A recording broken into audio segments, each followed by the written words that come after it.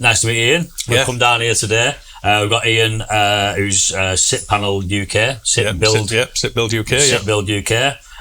We just want to touch base and speak about SIP panels in what they do and the benefits that you see in the market using SIPs. As I'm a massive SIP kind of backer, we've just done a 5 development site down in Preston, where obviously we've used SIP panels on this development site. Unfortunately, not for yourself, but moving forwards, we're looking at kind of generating and building out our house types, like we just mentioned before we jumped on camera, and then obviously get those spec'd out and look at using yourselves as a provider. And obviously we've got the small little bungalow that we're going to be doing with you guys once we can get it through legals. It's been in the making all summer, but I just wanted you to introduce yourself, what your background is, where you came from, and obviously how you've ended up working for this company. So as National Sales Director at SIP Build UK in my 5th year there, business in its 12th year now, specialising in SIPs. We also offer the pre-insulated timber frame systems as well. And what's the difference? Obviously the pre-insulated timber frames that we offer, they're 140mm stud, and then you'd factory fit that with 120mm of PIR. Which would leave that that 20mm void on the internal face for your follow-on trades. The SIP system is a closed panel. So the manufacturing process produces for us. We use the HEMSEC panel, which is one of the important things. There. It's a BBA approved, third-party accredited panel. So it's 15mm OSB facings on either side, with a rigid thermoset polyurethane core that's pressed between those two facings. And so the main difference, wise, it comes in. So 1200 wide, and then we can. You as an end client or architect, you don't need to worry about the sizes of panels anymore. We'll nest each project into our software, and we'll purchase the raw panel size that minimises our waste while we're manufacturing. The biggest difference is, I suppose, is that you haven't got the repeat stud work in a SIP panel that you'd see with a traditional timber frame. And again, I'm not knocking timber frame. We do that, so I'm not disparaging one there. But because of that, you've got far less bridging to contend with. And the SIP panels with those 15mm facings are a direct fixing point anywhere on that panel for your follow-on trade.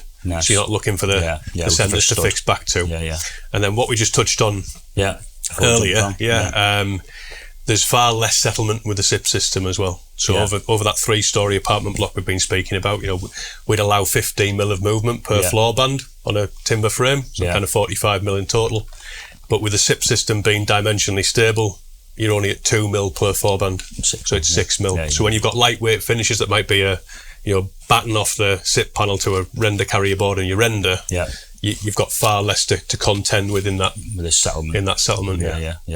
And you're obviously backing SIPs. You're a massive SIP fan. I'd best be, absolutely. In my position, that's fairly important. And as a background, obviously, I was with Kingspan a long time ago, and started off specifying traditional insulation into traditional builds. So again, I'll never knock a method of building. But obviously then moved on and looked after and worked with the Kingspan tech system for a long time, as SIP Build did. And then that kind of was like a natural progression there, where I kind of found my passion for it and really enjoyed the industry and then the off-site systems. And then found myself working with SIP Build UK regularly as part of that. That system, and then joined them. On a how many projects or units are you knocking out a year down there then, you guys?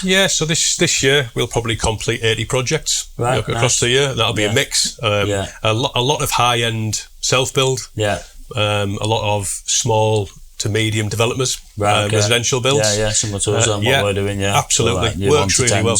And then affordable housing, education, bit of Ministry of Defence work as well, bit of commercial work. So happy to look at any sector. I think the key is to understand what the client's drivers are, and make sure that we can actually offer a system that is suitable. Everybody's busy. There's no need for us to put a square peg in a round hole and try and shoehorn one of our systems into something that's not appropriate. And I think historically we were really nervous of bringing out the frame build, the timber frame side. We thought it might actually SIPs first, and then you brought the timber frame out afterwards. Built on SIPs, yeah. Oh, really? Yeah. Right. Okay. And then what made you bring the timber frame in? We get a lot of drawings across our desk where people said we want to build this in SIPs, and we were looking at the specification, we were looking at the market, and going lower end market, lower end that's units. Going to get that's going to get built in timber frame. We're over engineered for what that needs to be. Right. Okay. But then we're doing timber frame internal walls. Our installers have come from timber frame. The designers have come from timber frame. Yeah. So we looked at it and thought, actually, why aren't we just offering this as well? We don't need to change anything. Yeah. So we just soft launched that. Okay. And the concern would have been, it's easy. If it's not quite going to go SIPs, we'll just offer timber frame. Yeah. But looking back on that, what we've actually learned is a lot of the projects that arrived that were being asked for in SIPs, we thought, well, actually, we can offer that in timber frame. Yeah. But there was quite a few people sending us drawings when we launched Frame Build saying, we want this in timber frame. We were going, that's a SIP house all day long. So we actually cross-sell to SIPs and in your opinion, what would dictate the difference between building timber frame or building SIPs then, in your opinion? Is it obviously pound per square foot on resale? Yeah, look, the timber frame could often be, it's going to be a slightly cheaper system. Yeah. But a lot of our clients are looking at high-end builds. Yeah. Often with vaulted, open plan. That's what or room in roof. And the SIP panels really come into the room there for that aesthetic. Which is similar to what we've just done at Preston. Big entrance curtain wall details, walk in, big wow features internally, and that's where SIP panels come well into their own. And then combining that with a lot of our clients wanting new values that are beyond. Regs, they're looking at down at 0.15s, 0.11, 0.13 in the roof as well. Your target fabric energy efficiency. Yeah. And in recent years, that has become more stringent, so it is pushing people that way. Yeah, and do you think national house builders are going to go more down the route? I mean, obviously they're always penny pinching, trying to get the last little bit of crumbs left on the table. 10 years ago, they're going to go down that route, or do you think they'll just stick at timber frame? There's been a shift. Because we're talking about them sticking at timber frame. Yeah. If we went back 10 years and said the national house builders are all going to build in timber frame, you'd be gone, mental, no chance. No chance. But they've now worked out that actually that speed of program, correct, and how effective it can be at achieving the regs, it works. So now they've transitioned there. It means the whole off-site systems are becoming far more acceptable. Yeah. As long as they've got the right accreditations. Yes. But I think SIPs is that Rolls Royce next step there. It is. It's that high performance system. But a lot of our clients want that. They want that USP. They're looking at sustainability, net zero carbon. Yeah. And a lot of the developers we work with and the end clients, they're just wanting to minimise trades. They want to reduce the variables and time say, look, I've got one point of contact for that complete install. You do that, and I'll do the rest. Yeah, I mean that's why I'm sold on the SIP panel kind of construction method. Is better for the end user, which is obviously a massive massive concern of ours all the time, is making sure that the end user is getting great value for money on the other side, our customers. And then I suppose on the other side of delivery, from a project standpoint, scaffolds up for far less time, plant machinery is less on site, all the hidden costs that obviously, on a pound for pound against traditional, you probably wouldn't look at and go, well, actually, like you said, if you look at the bottom right hand corner and just look at that cost, on a traditional against SIP panel construction, way more expensive. But then if you factor into the prelims and all the schedules and the time on site spent, it smashes it out of the park, and the result at the end is far better, in my opinion. I think that initially people talk about SIPs and it's always been related to the thermal performance.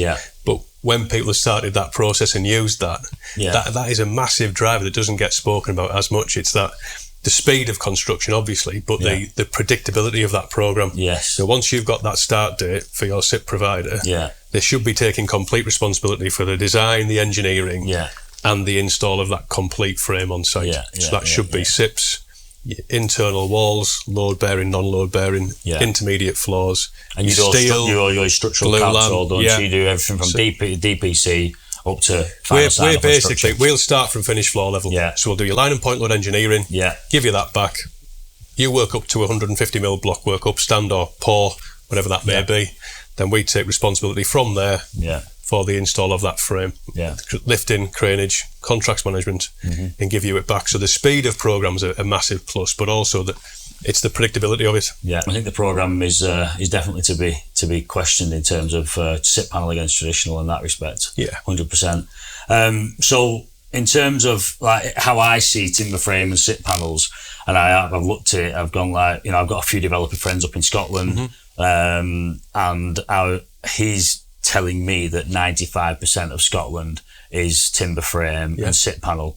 And if you build out a traditional up there, you look like you've got three. They look at you like you've got three heads. Yeah. There's always been a huge differential in build systems between. Yeah, it's crazy, you know. And then Ireland seems to be the same. Yeah. You know, and then a lot of the South seems to be there as well in terms of getting on board with it. Yeah. And it feels like it's kind of moving up to the northwest, but we're last. Is that how you see it? Yeah, absolutely. You know, one of our key areas, and I'm going back 10 years, we've always been very successful in the southeast and in the south. But if you look at that from material costs, labour costs, and so on as well, it made the differential back then far less. Whereas further north, you could say that labour was a bit cheaper and so on. So that's the cost differential, but that's now that's a fair point. That's been minimised, and now we are. And now Northerners want $250 a day as well. This is it. Yeah, that's it. Or more. Okay. Right. Okay. So you feel that's coming north as well, then? Yeah, absolutely. You know, because I see, you know, from a marketing standpoint and where we're at, you know, we want to be SIP panel only in Almond Estates. That's what we're trying to get to, is just the SIP panel construction method, and that's what we want to be renowned for and known for. You know, but around where we are, it's a little bit, you know, a bit out there, kind of still. Yeah, you know? Absolutely. I think.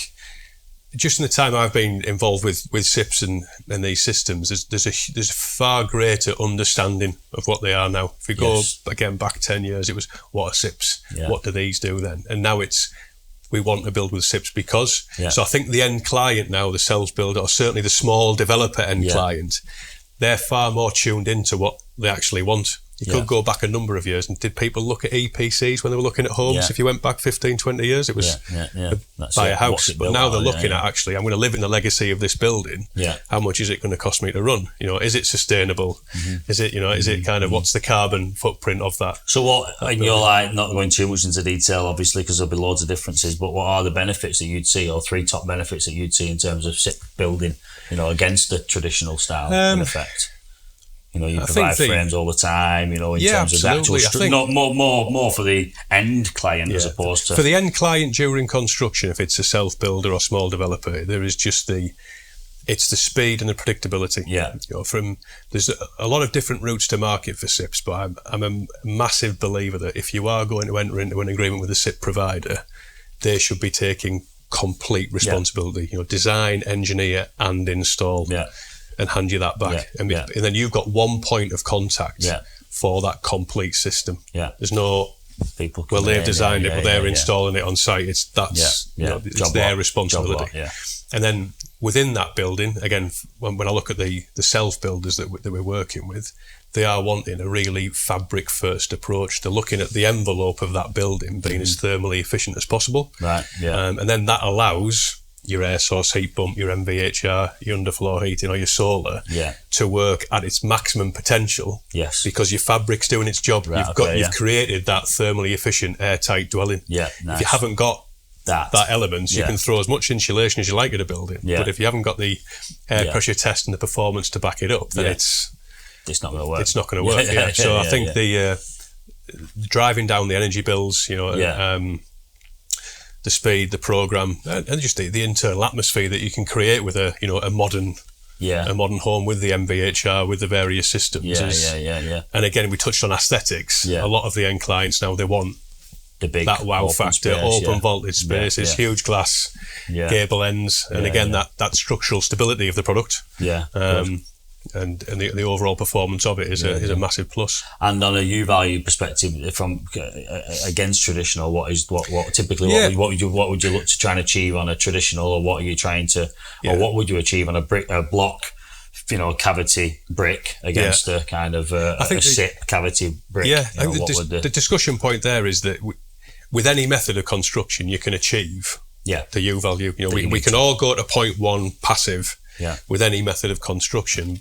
The consideration I have, and a lot of our clients have, is, well, what's my overall construction depth to get there? Now, at the moment, probably quite a bold statement, but I'd suggest that I'm yet to see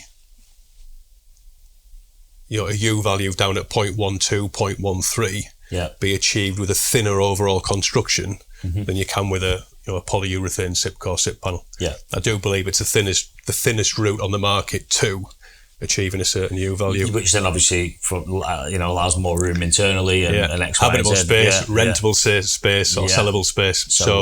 And I think obviously if we've got a 50mm cavity in masonry, that's there irrespective of your construction. Correct. But if you took a lightweight finish like a render system, traditionally you would have blockwork cavity, blockwork render. Yeah. And you may if we then switch that to a SIP panel, I could go with a 175mm SIP panel. Yeah. Batten render board render, and we're down at 0.16, 0.17 off the shelf with no further insulation. Right, yeah. So you could be taking 150mm off your overall construction depth. And if you apply that around, one unit, but all 4 elevations twice, or over 10 units. It's massive. It's monstrous. Of course it's all compound and it adds up, doesn't it? Yeah. From a how technical can they get in terms of roof structures and all of that? Pretty much anything goes, is it? Yeah, absolutely. We're not just doing square panels. It's exactly kind of, that's the misconception. It's still there to agree. So if I'm building in SIPs, I've got to build in a box. Yes. Historically, it was we want you to build to 2.7 or to panel sizes. If people are suggesting that now, it's we'll touch on that. That's the wrong provider. Really now, we can create anything architecturally. Ultimately, whatever an end client wants to achieve, whatever an architect's trying to achieve, we can allow for that. And those marked up drawings that are part of our estimate will show how much additional structure we have. If you want a floating corner, if you want a cantilever, that's fine. Yeah. But you're going to have some steels through there, like you would with any method of construction. You want anything floating, it's got floating steel. Architecturally, again, a lot of what we do is bespoke one-off plots or bespoke developments. So the architect now should have absolute freedom to create what they want to, and to help with that. I think it's a section within our website, which is the Architects Hub. When you click on there is the full downloadable standard details. We've got the pre-calculated SI values, which help with SAP. And then we've got the important bits as well, which are the panel BBA certification, our STA Gold status as well. So everything you need from a warranty perspective, a mortgageability perspective, and an accreditatory perspective's all there for the architect. I was going to touch on mortgages. Obviously, one of my questions was about the mortgages, because I think the misconception in the market is that it's timber frame or it's SIP panel construction, it's unmortgageable. We've just sold 3 in the last kind of 2 months. They're definitely mortgageable. Yeah, and again, there's no problem with that. That situation's improving. But do you think that's improving? Yeah, massively, I kind of had it where there was maybe 70%, 80% of lenders, were on board with this method of construction. They now see it as a standard method of construction as opposed to a non-standard method. The key to it, is that the case from the way you're seeing it as well? Yeah, I think the key to it, I would suggest, is that when you're looking at a closed panel system, which SIPs are, the easiest route to compliance is just to absolutely ensure that you're using a BBA approved panel, a third party accredited panel, and that your provider, the SIP provider itself, is Structural Timber Association Gold Standard. Then if you've got those 2 items there, it's far more easily recognised by NHBC, by Premier and your warranty providers. And again, that's then recognised by your Council of Mortgage Lenders as well. So I think, again, in the national house builders now switching to large panel pre-insulated format massively fast tracks everybody else's opinion of that, because you would find that that's only, we don't need to understand that, we're not going to lend against that. It's so prevalent now. If those companies aren't understanding this, they're losing out. They're losing out. And that's it, exactly. The more we go down the route of this construction method, the more they've got to get on board as it from a lender standpoint. You're going to get left behind. They only make money when they lend it out the door. They only make the money when they get it out the door, don't they? So they've got to get it out the door. And if more people are going down that route, then ultimately, that's where it's at. So we have touched on this, but do you see, is it just houses that you guys do, or is it a wide commercial? We do and blocks, flats, or we do it. And again, self-build, small residential developments, affordable housing, education, where it works well for that. So a lot of kind of the smaller primary schools or extensions to education buildings, add-on classrooms, all that kind of stuff. Absolutely. And obviously there's different frameworks within the education sector, and there's different parameters to fire performance of materials. So again, we've got the SIP systems, which are a polyurethane. But if that's not appropriate for a certain framework, then we can offer the 140mm stud with a mineral wool insulation. So we've got the options there. We're doing that now for a number of clients in that sector. And the main driver in the education sector being, we've got 6 weeks to build this before there's kids coming back in. What's the most predictable program time to get this built and delivered on site? So and I think the apartment blocks we touched on, up to 4 stories in height, absolutely no problem at all. Again, from a warranty standpoint, no problem. Insurance standpoint, no problem. Same process. It's all right. I mean, it's quite. I mean, again, I think it's just educating the buyers that it's absolutely fine to kind of build apartment blocks out of them. And we've got those reference points for you, as we discussed. So we've got people that we've built that with. We've got people that are on the second or third. You can speak to those people about the process as well. And I think people kind of go, well, apartment block, if there's a fire, it's built out of timber, the whole thing's going to go up in flames in no time at all. But obviously, what they're failing to understand is you're putting your protected zones through the buildings at all times. So you've got your fire route, you've got your 60-minute escape. Which is part of building regs. Which is part of building regs, so it's not a case of if the one flat burns or goes up, then it's going to transfer across within no time at all because it's timber frame. And this is the absolute key to having the correct fire certification. So again, with the HEMSEC panel, we've got completed this year their updated fire test data. So it backs up third-party accredited that 112.5mm standard plasterboard exceeds 30 minutes.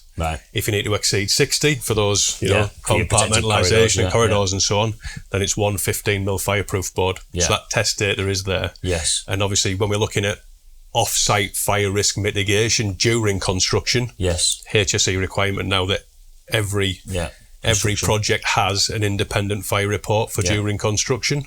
We work really closely with a company that help provide those for us and the clients, and then they will dictate to us what level of mitigation is required. So then we can factor that into the program as well. And I think that's a big thing with the apartment blocks or anything that's where you've got multiple people living under one roof. I think the stigma around it is just isn't the case. I mean, there's people living in traditional builds who haven't got that hour protection out of the traditional build because it was built 40, 50 years ago, but absolutely. Then they look at a timber frame modern, construction that's been built this year and they think that's worse than that, it's absolutely. It's just the stigma against it. If you've got a plasterboard that's giving you 60-minute protection, by the time it gets through that plasterboard after an hour, you want to be out that building run fast because I'll be first out.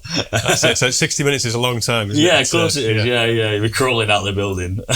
But this is it. So it's the apartment blocks go really well, and the other one that we really enjoy doing, and the system works really well for it's what we call airspace work. So on top of existing buildings. So nice. Really tight sites. You've got nowhere for materials to be dropped. But if you've got a 2-story building, making it into a 3-story. So often we'll say, look, transfer deck. Then we'll road closure kind of. We've done one in Leeds as an example. Road was closed between 3 a.m. and 4 a.m. Rigid high-ab. Materials dropped into the centre of that transfer deck. Roads reopened and the guys are working from the inside out. So airspace work, it's a lightweight system as well, so you've got less remedial work to the existing structure. To engineer So a lot of in London, again, the people that own the buildings there, that conversation is quite a straightforward one. How fast can you build this and how many square feet have I got? It's basically it's exactly that.